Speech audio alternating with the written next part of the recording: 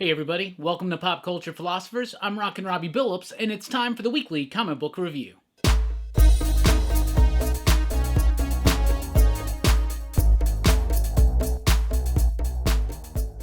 That's right everybody, thanks for checking out the video. I am Rockin' Robbie Billups. This is the weekly comic book review. It's the show where I read a lot of comic books, and I'll let you know what I thought about them. But before we get into that, I do gotta mention this. Thursday night here on Pop Culture Philosophers at 8 p.m. Central Time, we're doing the live monthly meetup. That's right, me, Comics with Bueller, Hero and the Kid, Everything Comics, Dylan's Comics, and maybe even some guest appearances. Who knows? But this Thursday night, 8 p.m. Central Time, live on the channel, we will be gathered together, comic book YouTubers united, talking about our favorite comic books of the month for August 2020. So you don't want to miss that. Be there or be. And let's move right on. We always start with the pick of the week.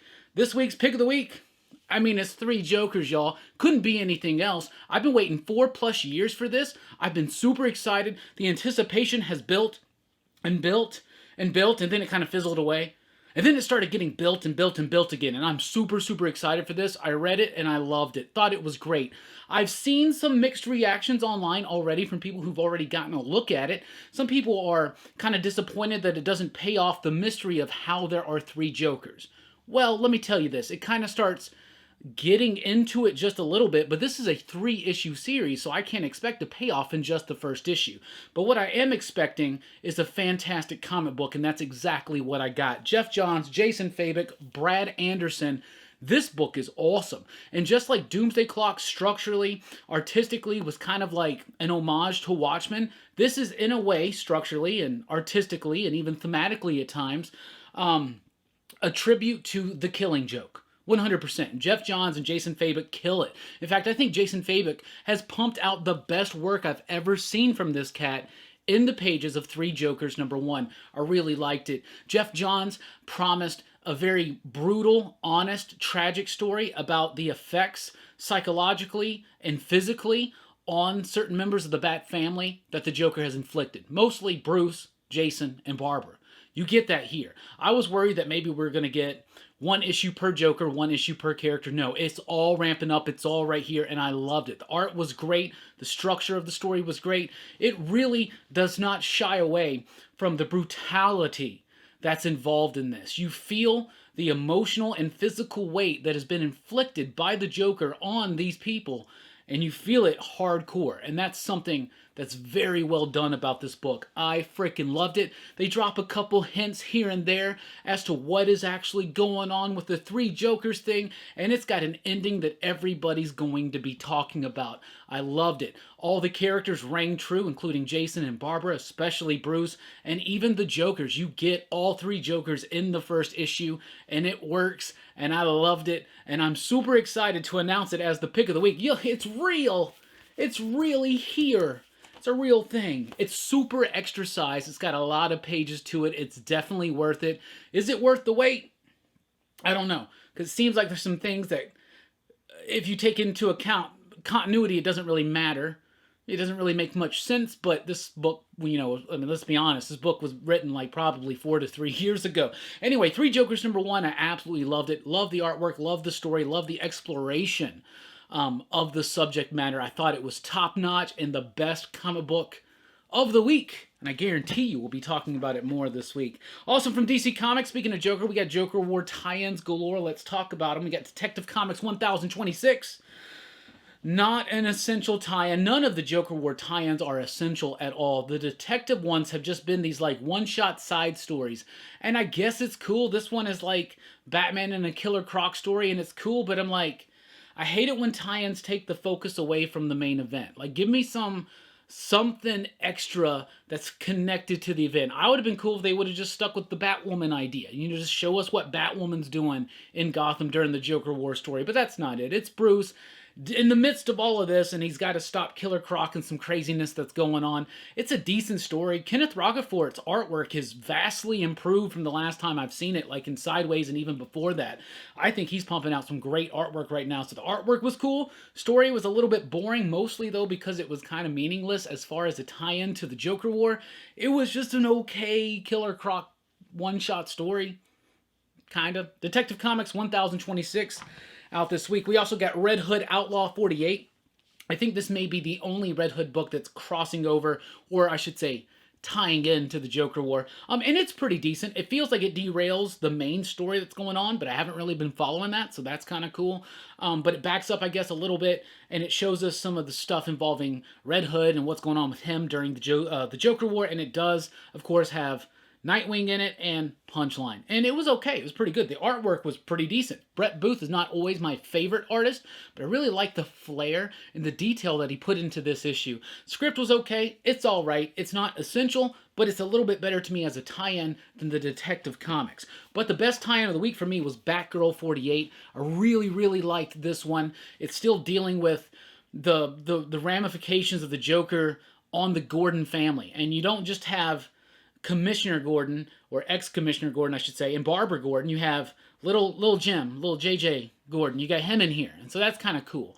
I like it when that character gets explored out. It feels a little melodramatic and CW-y at times, but other times it's really cool, and it's got some great moments between Luke Fox, and Barbara Gordon, Batgirl, that really kind of get into the heart and nature of her character and her recovery, and I thought that stuff was really, really neat. Overall, pretty decent. It's okay, but I do like that these two issues in particular took some time out to let us know when the Joker breaks out, how does that make Jason respond, and how does that affect Barbara and her family.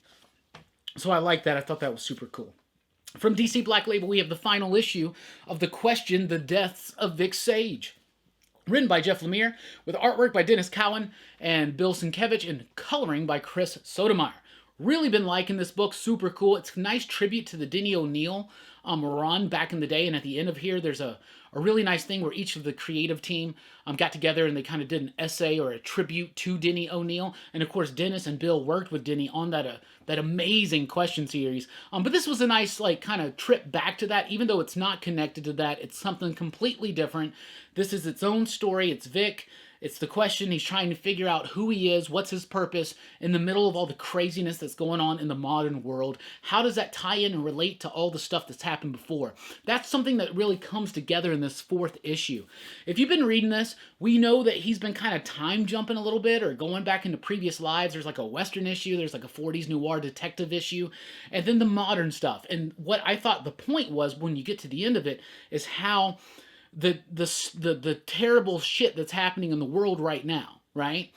Like, it's not new, you know, and the way that it can tie in, and the way that ties into legacy, the way that ties into identity, the way that ties into purpose, thought it was absolutely top-notch. A great, solid ending that brought it all together thematically and story-wise. And I really thought that Cowan and Sienkiewicz, like they always do, pumping out amazing artwork. Chris Sotomayor doing a great job of capturing the perfect atmosphere for this dark, gritty, philosophical, and cerebral book. Really liked it. Final issues out this week. Justice League Dark, issue number 25, Rom V, is coming into his own on this title. It feels like he owns it now.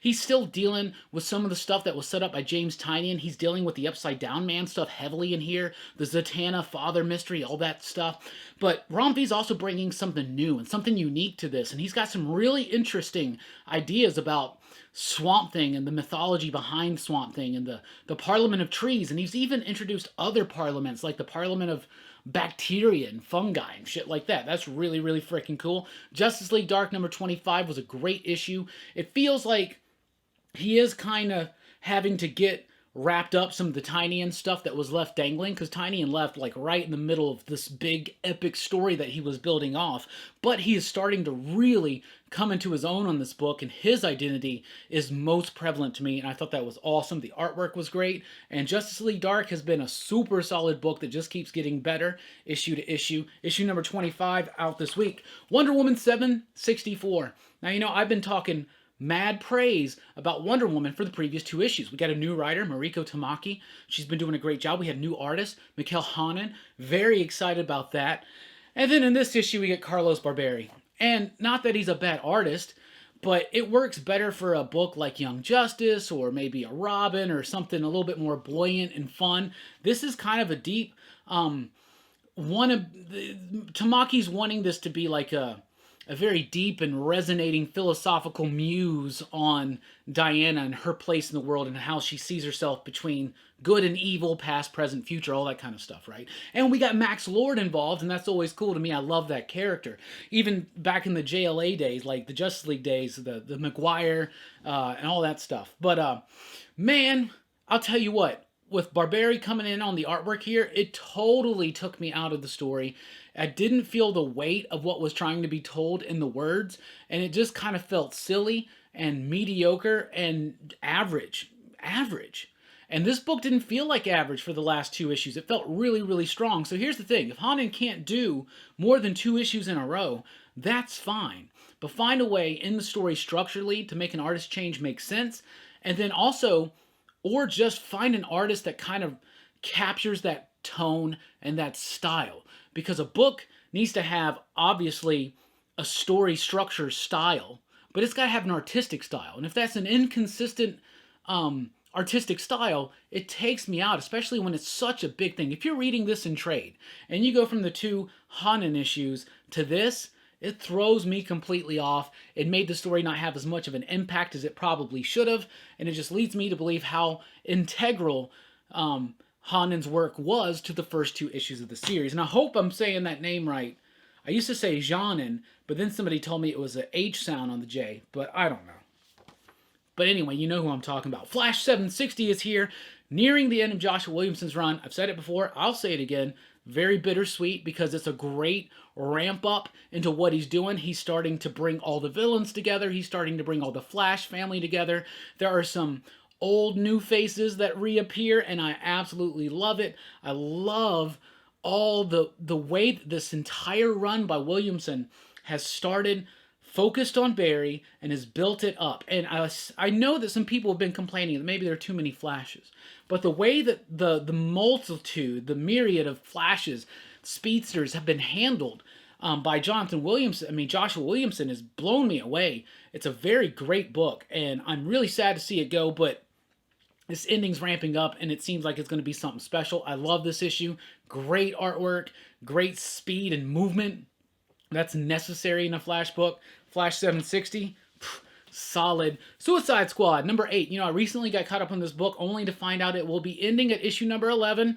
But don't worry, it's not like a cancelization or anything like that. Allegedly, Tom Taylor has said that this was the planned ending for this story, and you can kind of tell. They're not going to go with this forever. They've been telling one big story, and they've been doing it with style and panache. And I think they do so with issue number 8. This is one of DC's best comic books on shelves right now. We get into one of the newer characters. I think it's the Airy. We get into her background, but it's also some big things are happening here. We only got a few issues left to go. It's going to be sad to see this book go, especially when I just got into it. I feel like I did a disservice by not sticking with this book and finding out how good it was through the first 5-6 issues because I haven't been talking about it. Now it's getting canceled, and I feel like I haven't done my job, so I'll make a better effort to stay caught up on Suicide Squad. Anyway, Action Comics 1024. I'm just not digging it. Not digging it at all. I really did like the Superman stuff by Bendis when it first started. I thought he understood the character. I still think he understands the character. I just feel like he just doesn't know what to do with him. Now, that's wrong. He knows what he wants to do with them, but he doesn't know what we want him to do with them. And that's the problem to me. These stories just kind of feel average, mediocre, just normal ass, like extra regular ass comic book stories that just don't excite me. And John Romita's artwork, which I typically like, and I know he's a polarizing artist. This is weak. This is weak. This is not very good. It feels rushed. It feels thrown together. Even story-wise, it just feels kind of thrown together. Feels like we're rushing towards an end. I'm glad that we're finally getting some resolution to this whole Red Cloud, Invisible Mafia story, but it's just coming at a time where I've literally stopped giving an F, 100%.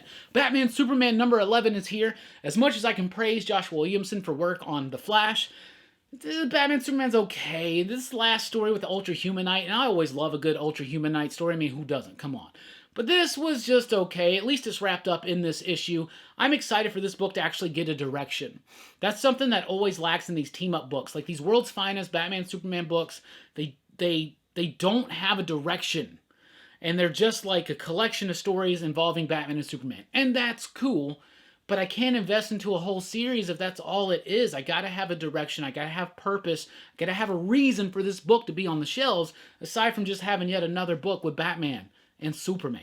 But right now, it's just not doing it for me. This Ultra Humanite story was okay, but the story lacks overall direction. It's kind of like when Web of Spider-Man first launched back in the day, and it started off strong, and then it just kind of meandered about, and I feel like we're going to have this happen here, just like we had happen on every other Superman Batman book, where it starts off pretty strong, and then they just bring in a bunch of people, and it's got this disjointed direction, and it just doesn't work for me. But and the art wasn't really what I was into. Amethyst number 5 is here.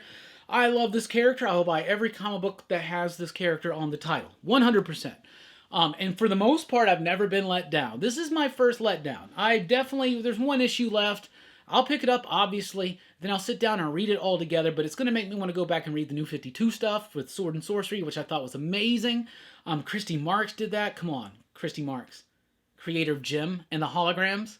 You know I like that Amethyst story. And I love the old school stuff from the 80s. But anyway, this one's just not doing it for me. And if you want to reinvigorate that character for a modern audience, I just don't think this is going to... I mean, it's not working. It's not working at all. John Constantine Hellblazer is here with issue number 9, another soon-to-be-canceled title, and it sucks because this is one of DC's 100% best titles. This book is amazing. Simon Spurrier is doing a great job with the character. Mateus Bergarga and Jordi Belair on the artwork and coloring here, and what an amazing book. It's basically a really cool story about John Constantine getting involved with the royal family and kind of about horses, but it's got that Hellblazer twist to it. I've loved this book so far because it's been very reminiscent of the original Vertigo Hellblazer book with amazing runs by people like Delano, Ennis, Azzarello, Milligan, Carey, Jenkins. Fantastic work from fantastic creators, and this is right in that tradition. This is great. I'm going to be sad to see it go, but there is a petition right now to try to save this, like a movement of Save Hellblazer. And that's movement I can get behind. I would get more behind, we need to keep this going aside from Suicide Squad. And I think Suicide Squad's more stylish and fun. Well, it's not more stylish. No. This is very stylish. It's just got a very dark Hellblazer style that I absolutely love. This feels like old school Vertigo. It's complex, it's rich, it's challenging, it holds no punches back, it's in your face, and if you haven't been reading Hellblazer and you claim you're a Constantine fan, shame. Also from DC Black Label, the official end of Hill House Comics now. For the time being, hopefully this pop-up imprint will pop up yet again, because Hill House Comics has been pretty solid. Even the weak stories, like Daphne Byrne maybe, still, overall, pretty solid as an entire line. This is the final issue of Plunge. This is a Joe Hill, Stuart Amonin comic book. Really, really like the ending here. This book kept me interested in it throughout, but it kept keeping that interest waning up and down, waning and waxing, right? Kind of like the moon or something, right? But it has a very solid ending that's going to make an overall great story to read, just sitting down, reading all the issues, picking up the graphic novel as it's coming. But overall, Hill House was an amazingly great experiment. I would love to see DC and Joe Hill and company bring it back. This was a great, solid finale to what's been a really cool, but at times meandering sci-fi horror story. But I love the ending. Plunge number 6. Let's jump on over to Marvel. We're going to start with Fantastic Four Antithesis number 1. A brand new miniseries, Fantastic Four, not set in continuity, because if it was set in continuity, well, maybe it is, because it says it's set in the past, but I can't feel where it fits in the past, because it's the classic Fantastic Four, yet Val's there, yet Val was never born. Val was brought into existence later on in the Jeff Loeb, Carlos Pacheco run, but maybe they're trying to say that wrote in an entire history where Val was always there. Does that mean that those Fantastic Four books I've read, Val was there? Those stories would have wound up completely different. Plus, why is she so young in the Mark Waid run? Anyway. That's just me rambling around. Anyway, Fantastic Four Antithesis number 1. What makes it stand out is this is Neil Adams' first Fantastic Four book. So this is really cool to see Neil Adams' take on the Fantastic Four. Now, he is obviously past his prime, but the artwork was pretty solid. I thought it was decent. And some of his other work, most recently at DC, he was the sole writer, and the stories just didn't do anything for me. In this one, he's joined by Mark Waid, so it actually feels classic, fun, vibrant, like a Fantastic Four comic book should. It involves an Eyeless.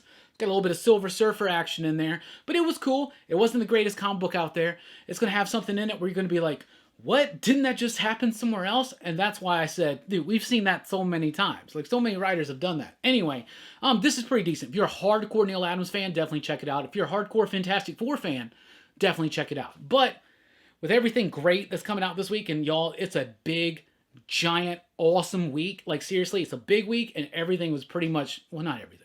You'll find out. But most things were pretty solid. But anyway, Fantastic Four, Antithesis, #1. I liked it. I thought it was solid, but I don't think it's going to win people. It's not going to turn people into either an Adams or a FF fan. But if you already are a fan of Adams or the FF, if you're a fan of both like me, it's kind of like a dream come true. It could be better, but it's pretty solid. X-Men #11 is here, an Empire tie-in, but don't worry about that. It's still a great issue of the X-Men, and it's Jonathan Hickman writing the hell out of Magneto, and I love it. With a framing work, with some framework set up by Exodus, and what Hickman does with his dialogue, with the pacing and flow of the story and what actually happens. Oh my goodness, I loved issue number 87. Issue number 11 of X-Men, I absolutely loved it. It also says it's a path to the Ten of Swords.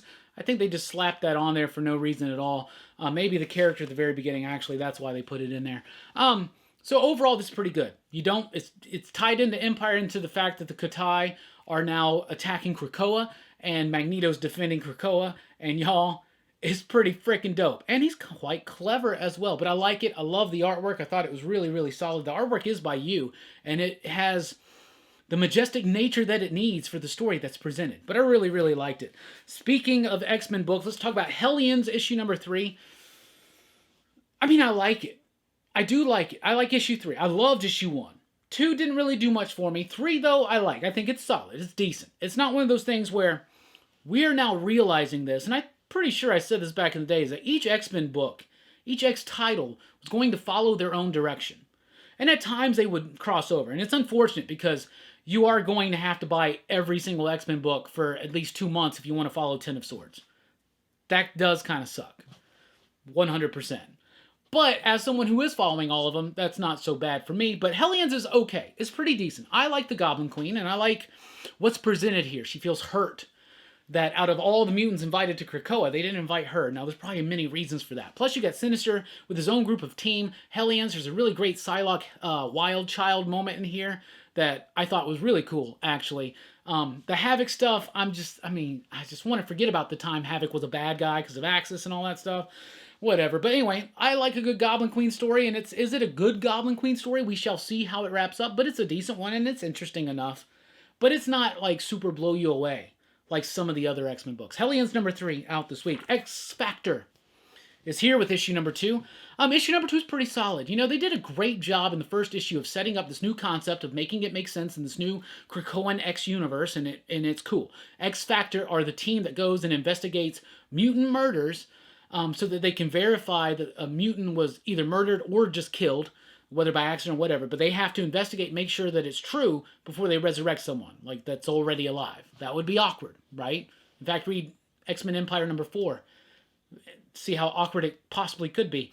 But X Factor #2 was actually a pretty decent follow-up. It wasn't quite as wordy or verbose as the first issue, so it didn't bog you down as much. It does have some moments like that here and there, but overall, I thought it was pretty decent. I really did. These are usually characters that I don't really care that much about, aside from Rachel, but they got me interested. They kind of kept me interested, and I'm excited to see what's coming. I really, really am. However, I will tell you this. Fair warning, the story takes place in the Mojoverse. And as soon as that happened, I was just like, I'm done with this book. You guys know me. I hate the Mojoverse stuff. It's never appealed to me. Never. Whenever I would watch X-Men, the animated series, or read an X-Men book, and it was a Mojoverse one, I would just, like, roll my eyes and be like, oh. It's like reading an issue of Fantastic Four with Impossible Man in it.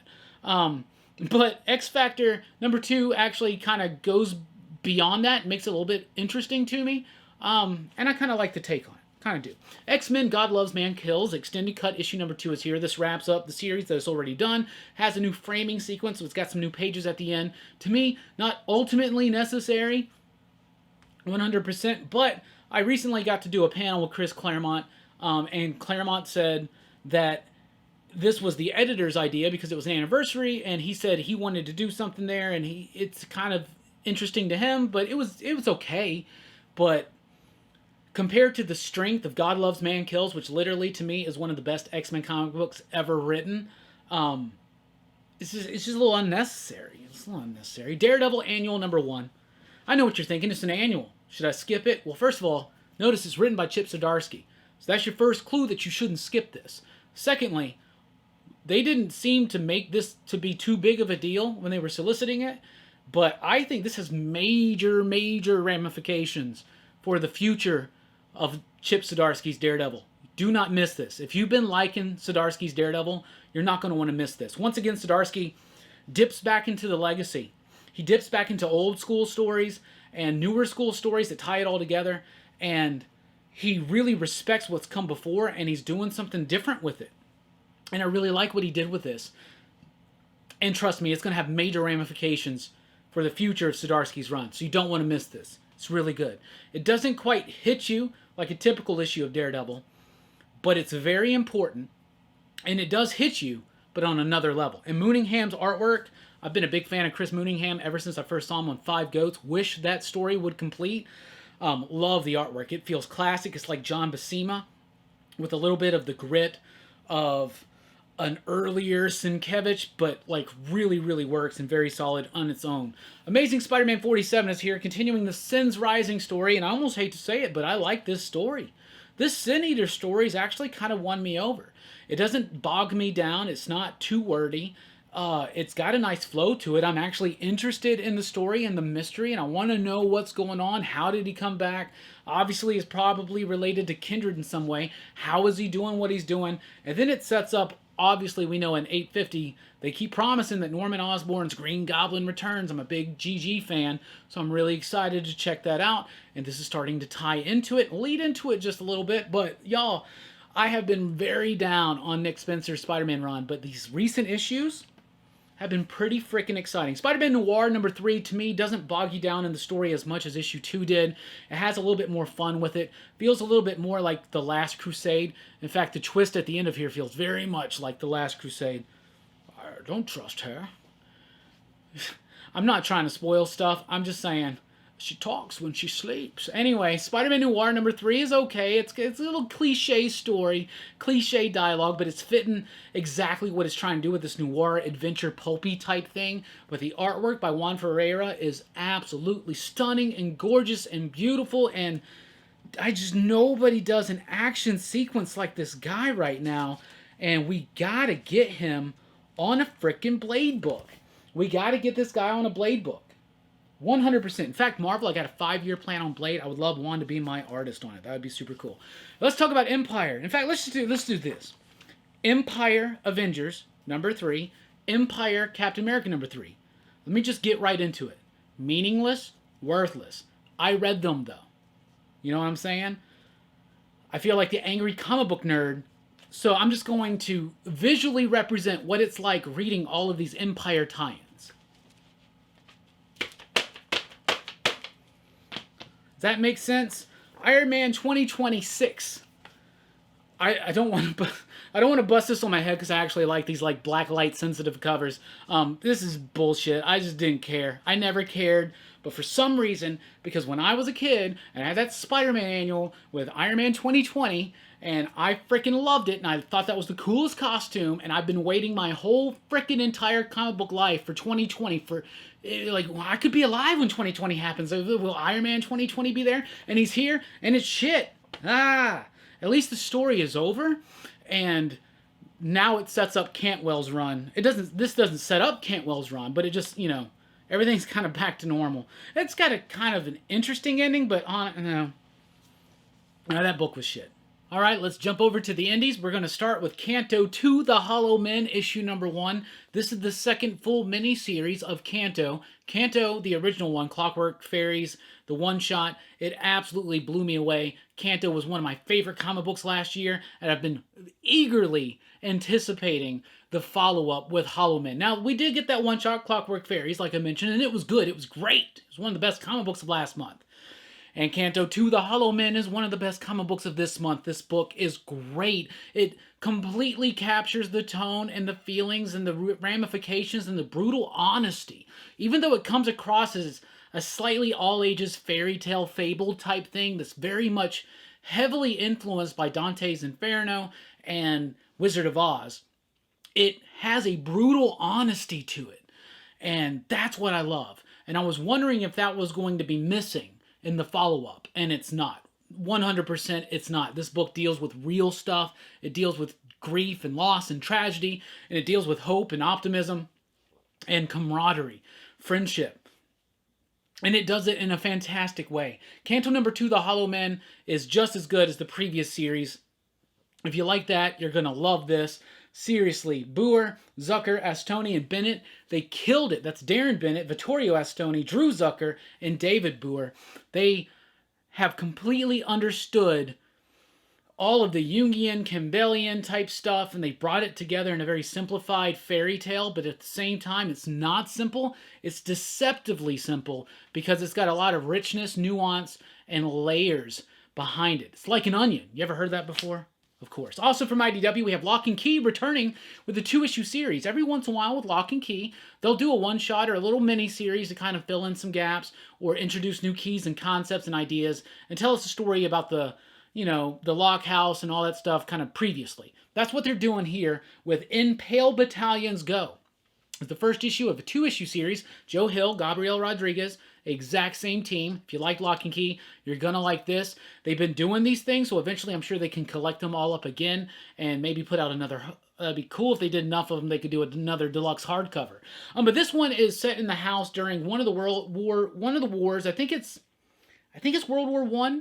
Maybe it's 2. I can't tell. But anyway, the son at the house feels like it's a shame to not use the power of the keys to help in the war effort. And he goes through these crazy ways of manipulation and whatnot to see if he can get to the war. I really liked it, loved it. Like I said, if you like the original Locke and Key run, if you've liked the little one-shots and little mini-series they've done since, you're going to like this one. It was dope, and it was super, super cool. From Boom Studios, we have Mighty Morphin Power Rangers issue number 53. Pretty solid issue. Full on gets into the new Dark Power Rangers. So basically, Zed has created his own team of Power Rangers involving Goldar, Finster, Squat, and Babu. And if you look at the cover, Rita, how does that work? Well, you find out exactly in issue number 53. A great sense of action, a great sense of superheroic activity. Activity and aptivity. Seriously, activity is a new word. I created it. What does it mean? It means it's enough vitty. Anyway, Power Rangers 53 is great. We're gearing up to the end of the series. It's starting to set up some stuff. There's some very important setup that happens in here with Billy and the lady at Promethea when they're building up into the idea of who this new Green Ranger is going to be. That's really exciting stuff. Plus, I love a foil cover. I love a foil cover so much, and Boom Studios so much, that I had to check out Mega Man Fully Charged issue number 1. This will stay in my collection because it's a freaking foil Mega Man cover. That's cool. Let me tell you this, though. I don't know squat about the lore behind Mega Man. For the most part, I've played Mega Man 1 and 2. I've played 3 and 4 a little bit, but 1 and 2, those were my jams when I was a kid. I've never beaten them, and they really do piss me off, but I love those games. So I understand and respect the history of Mega Man. Plus, literally, the best video game music in NES history might just be Mega Man 2. Seriously. Mega Man 2, Mega Man 1, Friday the 13th. Anyway, this series was okay. It had a nice sense of high stakes. It had a nice sense of weight to it, but I felt a little lost, right? Now, I know there have been so many more Mega Man games and comic book series and all that stuff, but if you're a Mega Man fan, I think you'll really like this. I definitely want to get Brooks's opinion Friday night when we do the Bogus Journey movie review. We always do an after show on the movie reviews, and we just kind of, BS around and talk, and I'm definitely going to see what Brooks thought about this issue, because Brooks is a huge Mega Man fan, and he's read the comics, he knows the lore, he understands it, he's played all those damn games.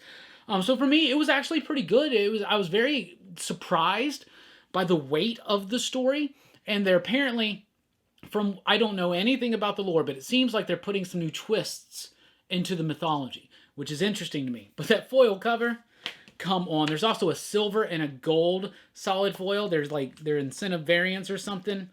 Those are pretty freaking cool too. Alas, I'm not getting one of those, but I think the colored one's even better. Wynd, number 3 is here. Best issue of this series yet. It gets deep, it gets real, and I'm loving it. Now, I think the problem with Wynd was that it launched as this big deal with issue number 1, but we knew it was written to be a graphic novel.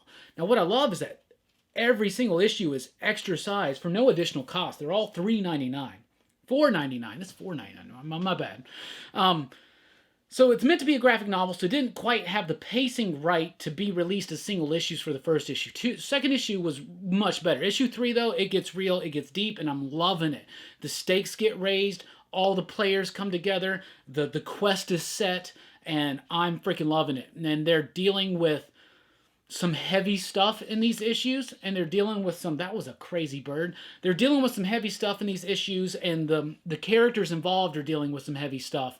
And the way that James Tynion handles that through the dialogue, for someone who's at time very verbose, and that can kind of wear you down a little bit sometimes in his superhero work, he's really been ironing that out, and it's almost non-existent now.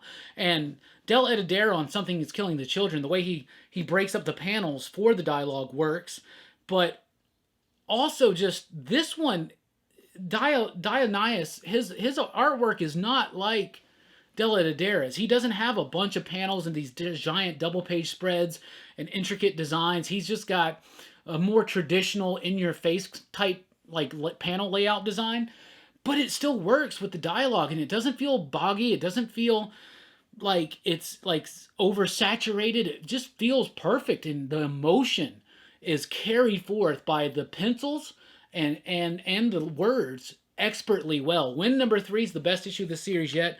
Definitely need to be checking that one out. Should be plenty of copies out there of 1 and 2 if you missed out. Ghosted in LA, number 12, final issue. Sad. But what I did like about this, well, aside from this is just one of my favorite indie series, is Ghosted in LA. Sina Gray, Siobhan Keenan, and Kathy Lee doing an amazing job. They have been doing an amazing job. Story comes full circle in this one. I feel like the story could have gone longer. But even though I feel like the story ended before its time, I don't know. This may have been planned to be 12 issues. And it feels structurally like that was the case, because it doesn't feel like anything was rushed. Even to the point where the real end kind of happened in issue number 11, and this is the resolution. This is set up for what's to come, and it could even possibly bring us another series. I would love it if they could do another Ghosted in LA book, because this sets up something that could come expertly well. I thought it was very well done. But this has been a great book. It was a great finale. The true big epic climax happened in issue number 11, but I love that they gave the whole issue to the resolution, because this book has been mostly about regrets. Regrets of not living the life that you want to live, whether you're dead or living. The ghosts have their own regrets and their own humanity, and so do the living people. And they all get to have their moment of fulfillment of their arc in issue number 12. So Sina Grace, Siobhan Keenan, Kathy Lee, hats off to you. This has been one of the best books, and I love it. Let's jump over to Image. Let's talk about Spawn. That's right. I'm a Spawn fan now, and now I am reading Spawn as it goes. So Spawn 309, got to get the McFarlane cover, you know. It's a Gunslinger Spawn right there, super, super freaking cool. There's a great battle in here with Gunslinger Spawn and someone else, and I love that battle, and I love how it resolves itself. All the other stuff, though, I'm a bit confused. Like, I get that something has happened, there's a rift, and different Spawn from different timelines are coming through, and that's interesting to me. That's incredibly interesting to me. But I am only up to like issue 61 or 2 of Spawn right now. So there's a big gap for me. And some of this I'm like, how did that happen with that dude? He did that? What? I don't care. This is still a fun book. Ken Lashley's not my favorite artist, but there are moments where it really excels. And to me, that's the Gunslinger battle in here with the other character that I'm talking about. And the ending was like a what kind of moment. And I'm liking Spawn. I'm liking Spawn, man. And look at the issue 2. And more Gunslinger Spawn. Come on, man. They do a Gunslinger Spawn animated series or a movie, get Idris Elba. Please, let him play a gunslinger that's going to, like, work. That Texas Blood, issue number 3 is here. I think that we were slightly misled with issue 1 about what the tone and pace of the story was going to be, or what the story was even going to be about. Because in issue 2, they introduced a new character, and yes, once again, issue 3 is all about that character. But I'm really liking it because they're building up something really nice here. Really great character work, really great work of a town as a character, of a state of a character as a state, like Texas as a a place of being, not just in physically, but mentally as well. And I think they're doing a great job with this. It's getting into crime fiction, hardcore. I really feel like there's a supernatural tinge coming, but there's nothing like that in here. But there's some really great character moments. And there's some really great dialogue, but mostly really great narration. The narration in here by Chris Condon is absolutely fantastic. In fact, the last like 3 or 4 narration captions that you see in the book are like some of the best written lines in a comic book this week, 100% in my opinion. That Texas Blood, it rocks, it works. Jacob Phillips is killing it on the artwork. It's a style that's different from his father's. But you can see the influence, but it is completely different, and he's capturing the same type of feel and vibe in a much different way, and he's capturing it a little bit differently, a slightly different perspective on a familiar trope. But I'm loving it. That Texas Blood, issue number 3, it gets way less like a Coen Brothers film, but it still has, it's really starting to carve out its own identity. And it's not what I expected, but it's it's seriously really good. It's impressing the hell out of me. Another book that's impressing the hell out of me is Family Tree, issue number 8. Jeff Lemire, Phil Hester, and company, they've been killing it on this book. It's a book about a girl who starts turning into a tree. How is this supposed to be a tragic, fulfilling, hopeful, powerful, adventurous, apocalyptic, horror, and dramatic story? How is that supposed to happen? Why? Because Jeff Lemire's doing it. What a great issue. It finishes the second volume. This is the end of the second arc, and it completely spins off a new direction, and I cannot wait to see how they're going to follow up this ending. I loved it. It had a lot of power behind it, and that's something that Family Tree has had. Whether it's a subtle type of power or a very direct in-your-face type of power, that's what Family Tree is doing, and it's excelling at it. Chew number 2 is here. I remember really liking issue number 1. I read issue number 2. I feel a bit lost. Now, I've never read the original Chew series, C-H-E-U. Now we got the second series, C-H-U, about Chew's sister. So I still liked it. It was a well-done comic. It was fun.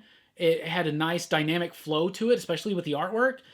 But I'm a little lost, and maybe in the next month I need to just read Chew, finally. Because I've been owing it to myself to do that for a long time. It was good, but I felt lost. And I think the story jumped back a little bit. But I don't really remember what happened in issue number 1. I don't know. Bliss number 2 is here, and I struggled real hard to try to find my Bliss number 1 copy, and I couldn't. We were sold out at the store, so I couldn't get a copy, and I didn't want to buy it digitally. So I wanted to reread 1 before I read 2, because I don't really remember too much about issue number 1. So I read number 2, just whatever, right? I was like, if it does its job, it's going to hold you in. And it did. It did. It really did. More so than issue number 1. I liked it. The artwork is not going to be to everyone's taste, but I like it. It's got a very expressionistic feel to it at times, where it gets a little bit elongated and unangular. Unangular? Did I just make up 2 words tonight? But Bliss number 2 really kind of blew me away. Some interesting concepts about this drug and its place in this world, and there are these gods, and there's this god of oblivion, and he wants to take away people's tragic memories and their regrets, and that's what fuels them, and so people take this drug to forget, and this dad's trying to do some stuff to, like, for his family, to provide for his family. He's, like, joined, like, crime family. It's just, I really like Bliss number 2, but I definitely got to find my copy of Bliss number 1. I'm pointing over there, because I know it's somewhere over there. Got to find my Bliss number 1. I probably gave it away in a mystery box. Anyway, hope I can get a copy of Bliss number 1 and reread it and reread issue number 2, because I really liked issue number 2. Unearthed number 7 is here. I thought this book was over, but it's come back. Now some time has passed since the conclusion of the first arc, and now they're dealing with the ramifications of that. So they got this big giant, like, monster that's, like, seated itself up, and it's, like, flying above Dallas, and now they're dealing with this new world where all these people, and, like, these people made decisions, and they're dealing with it. So this issue, if you haven't read the first arc, this is going to do nothing for you, because this is all people dealing with the ramifications of the conclusion of the first story, which I really like. If you're in a body horror, even some Lovecraftian type stuff, I'm not saying it's super Lovecraftian, but it's got that element to it at times, but the body horror is right there, and it starts getting a little bit pre-apocalyptic, and I like that. Unearthed number 7 is cool. An interesting fact, if you do want to check out this book, issue number 2 of Unearthed, I'm in the back. You can see a picture of me in the back of that book. Let's jump over to Vault. It's written by Cullen Bunn, by the way, and Kyle Strom. Yeah. Vault has a free comic book day issue. Somebody was asking me about this Sunday night on the live stream, Rockin' Robbie Lives, every Sunday night, 7 p.m. Central Time. But yes, there's a free comic book day issue out this week from Vault. It's the dark one. It's the prelude and chapter 1 of the graphic novel that's coming out soon by Brad Sanderson. Now, I know some people are hardcore fans of Brandon Sanderson, including Drew, member of the Excitable PCP crew, and he's already read the graphic novel, and he's got a written review for it on our site, popculturephilosophers.com. You definitely need to check that out. But I like this. I thought it was very, very intriguing. And if it's from Vault, you know I'm going to check it out. Speaking of Vault, we got The Plot, issue number 6. What a great issue. What a great issue. This book does so much with images. Just images. And that's not only a credit to Hickson and Russell as the artists, but it's a credit to Morrissey and Daniel as the writers as well.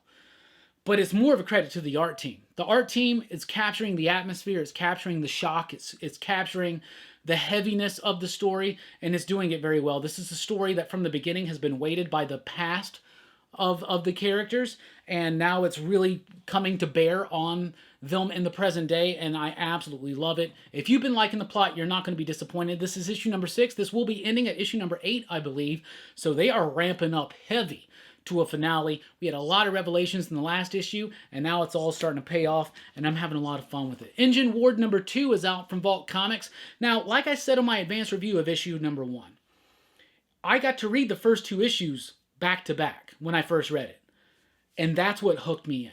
Issue number 1 did a great job of setting up the story. It's an idea where the world was destroyed a long time ago, and now the people that remain who have colonized another region of space, they don't even remember Earth, right? Old Earth, Oert, or whatever they call it, right? But it's these people that are ruled by these 12 celestial beings. They're all kind of tied thematically to signs of the zodiac, but they're gods. And the gods are kind of fooling the humans. And what happens if, say, one human finds a relic from the past that starts revealing that maybe the gods are, just full of it? And that's what starts happening in issue number 2. This is where the main gears of the story get going, and I really like this. This is the one that hooks me in. So if you read issue number 1 of Engine Ward and you just absolutely hated it, okay, that's fine. But if you thought it was okay, but it didn't quite hook you, read issue number 2. And if 2 doesn't hook you, then I don't think the story's going to hook you. But right now, I really like it. Earth is a myth. That's what it says on the back. But they have these mythological rulers, but it's all a sham. And they're going to start to find out about that. And that's pretty interesting to me. Grit number 2 is here from Scout Comics. Not quite as solid as issue number 1 as far as the story goes. It was a bit unclear. I had to actually, for a simple book, I had to kind of think a little bit more about what was actually going on. But the artwork was still there, and I still love the artwork, and I'm still invested in the story, into the characters. If you like fun, violent, horror, fantasy-related type stuff, I think you'll like it. If you like most of the Magnolia stuff, if you love the Headlopper book, if you like stuff like even The Goon, and maybe more in a fantasy-type setting, I think you might want to check out Grit. Issue number 2 is out this week from Scout Comics. It did not let me down. I absolutely love the artwork in this book. It blows me away. Rogue Planet issue number 4 is here from Oni Press, another book by Colin Bunn this week. Another book that is kind of Lovecraftian, kind of like The Thing, and kind of like Alien, all rolled up into one. What if H.P. Lovecraft did The Thing and Alien combined in a book? And then I think in a modern day setting or a futuristic sci-fi setting, you get Rogue Planet. I really like this book. I think it's super, super cool. It's about this group of scavengers, space scavengers who, Salvagers? Did I just create 3 words tonight?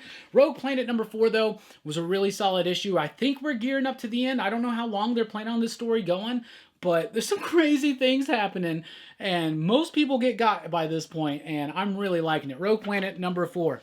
Let's talk about a Dynamite book. I hardly read them, but sometimes they do a Mars Attacks book, and I gotta check it out. Mars Attacks Red Sonja.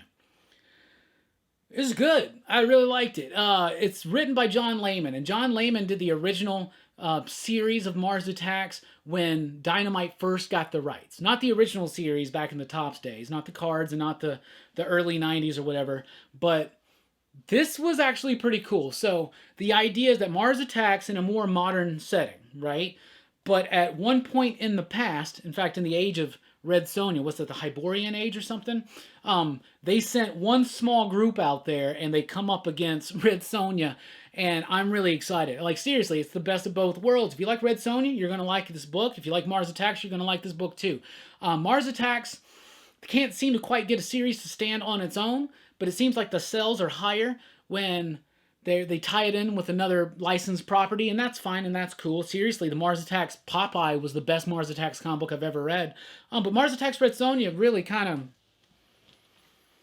yeah, I liked it. I liked it a lot, to be honest with you. Red Border number 4 is the final issue, a great conclusion to what's been a really good story. Take a little bit of Texas Chainsaw Massacre, House of a Thousand Corpses, throw it at the border, add some racists into it, throw in some of that social commentary, and you get Red Border.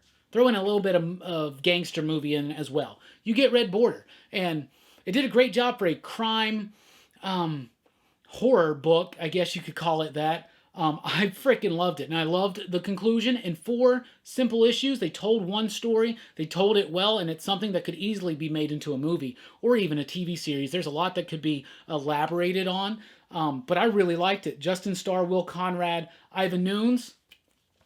Red Border, which started out as a book that I didn't really like at first, really, really sold me. Bug Bites number 1 is from Source Point Press. This is a really charming book. I really liked it. I love the artwork in it. It's about this girl, this little girl who loves to eat bugs. She's got this recipe book of bugs. She comes across this kid, this other little dude, and he finds her bug recipe book, and he's all like, "You eat bugs?" She's like, "Yeah." "Does it gross you out?" "It grosses everybody out." Seems like she doesn't have many friends. She's kind of ostracized because she likes to eat bugs. But there's an interesting reason as to why she eats bugs. It has to do with the story of their grandmother, I believe. But I really liked this. I thought it was good. It kind of reads as all ages. It gets a little dark and scary, though, and it does take a more fantastical turn, and I really liked it. I thought it was super, super solid. Source Point Press, Bug Bites number 1. That might be your sleeper hit of the week, something that maybe not a lot of people are going to be knowing about or talking about, but that was pretty freaking solid. And finally, let's talk about Billionaire Island issue number 5. It's the final issue of the series, a fantastic wrap-up. Mark Russell does great satirical work, but he's able to tell things. He's able to speak on social commentary, and he's able to tell thematic stories, but do it in a very fun, vibrant kind of way in the true nature of satire. So it doesn't take itself too seriously, even though it is speaking about something that is serious to the author. Seriously, if Voltaire was alive today and he wrote comic books, I think his name would be Mark Russell. I love the ending. I really liked it. And if you're one of those eat the rich people, I think you'll like Billionaire Island. You really need to check it out. It's a fantastically absurd and ridiculously funny story, but at the same time, it's satirical and speaking on something very real, and doing it in a very interesting way. And the way that they resolve the story at the end, and the idea that it kind of is almost a little ambivalent towards the end about the nature of what they're talking about thematically, really sells me, and I really liked it. Anyway, that's what I read. A lot of comics this week. This was like the hugest week I've had since the shutdown. Seriously, comic books are back 100%. Most of what I read was amazing. I forgot about those Empire books and Iron Man 2020 and a few others. But anyway, most of what I read was great. It was a great book. What are you reading? What do you love? And let us know in the comments down below. What's your pick of the week? And get ready to share fully your pick of the week and why Sunday night on Rockin' Robbie Live, 7 p.m. Central Time. And don't forget, like I said, Thursday night, me, Bueller, Hero and the Kid, Bob from Everything Comics, and Dylan, that SOB from Dylan's Comics, and maybe a guest or two. We are going to be gathered together on a live stream to talk about our favorite comic books of the month. You don't want to miss it. Everybody loves that. It's here on the channel this week, Thursday night, 8 p.m. Central Time. Thank you so much for checking out the video. Please do like, share, follow, subscribe, click the notification bell, all that jazz. Follow us over at popculturephilosophers.com for podcast blogs and a whole lot more. I've been Rockin' Robbie Billups. Thanks for rocking with us. Keep on reading.